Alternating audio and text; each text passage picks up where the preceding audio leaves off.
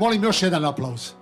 To je bilo jedno veliko ratno herojstvo, biti ovdje reporter u paklu Mostara, doći prvi i obavijestiti svijet o svemu što se događalo. Hvala vam lijepa.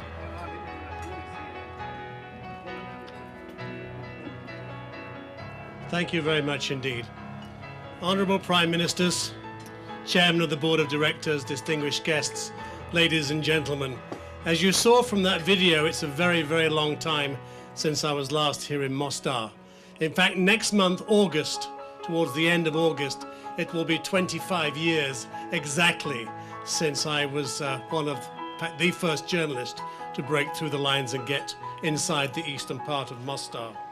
So this evening, having been a journalist all my professional career, I want to tell you a story which really speaks very poignantly to what the learned judge was just talking to us about there in terms of justice.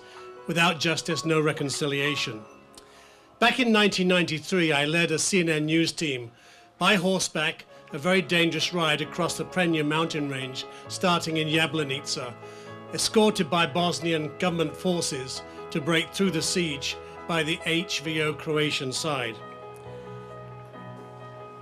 We had spent a great deal of time trying to get into the city, which was closed to international journalists and closed to the international community. We did not cross over the Stari Most, the old bridge, on that day. It was far too dangerous. But we did run across a makeshift pontoon bridge under shell and sniper fire, just like everybody else. Mostar, I could see at that time in 1993, was on its knees. The hospital in the eastern sector of the city, if you can call it a hospital, was filled with casualties. And it was inside a dark medical room that I found a young girl, 10-year-old Selma Hanjar, lying on a blood-stained bed. Her face was raw from burns from a shell burst. Her skin pockmarked with horrible injuries. Her right arm had been severed without anesthetics, because at that time there were no anesthetics available in Mostar. When we were inside the hospital there, my CNN report later, I wrote in the script, Selma Hanjar might not live. There is no medical evacuation planned for Mostar. I had always feared the worst for Selma Hanjar, all throughout those 25 years. I feared she'd become another casualty, that she hadn't survived. Now I'll quickly fast forward 20 years to when I first brought the CNN brand of television reporting to this part of the world through the N1 news platform, which, as many of you will know, is the exclusive news channel affiliate of CNN. Recently, towards the end of last year, our journalists in Sarajevo were reporting on Mostar, and I asked one of the journalists if it's possible whether or not we could possibly find out what happened to the Hanjar family. Of course, through social media, they very quickly found out.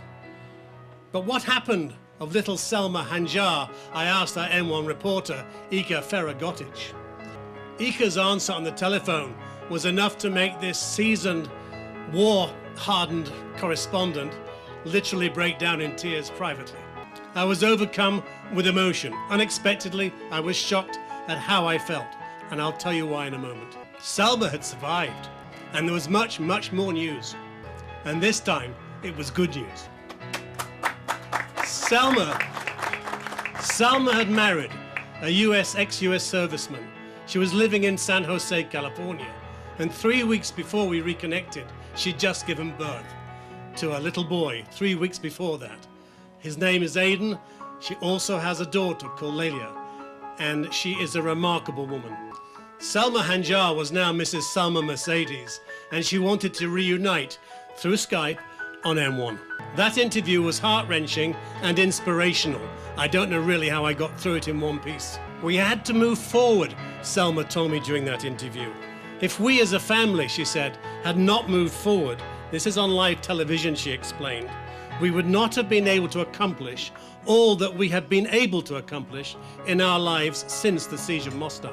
But, she said, with her mother Nomina right beside her, we can never forget what happened in Mostar.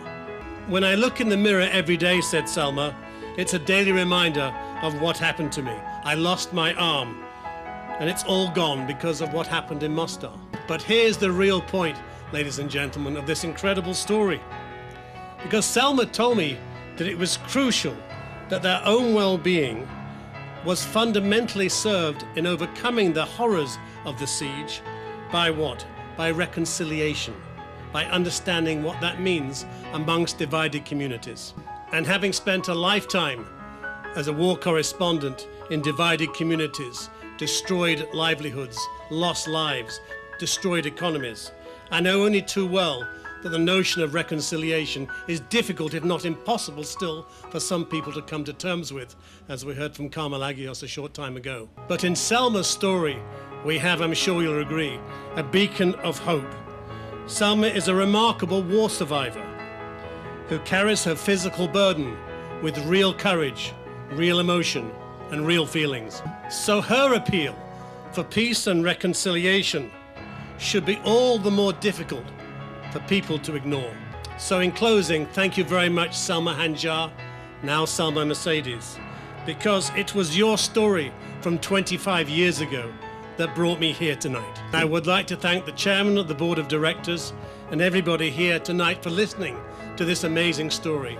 I'm delighted, honored, and so very pleased to accept this distinguished and highly valued award. Thank you very much indeed, everybody. Zahvaljujem predsjedavajućem i svima što ste me saslušali.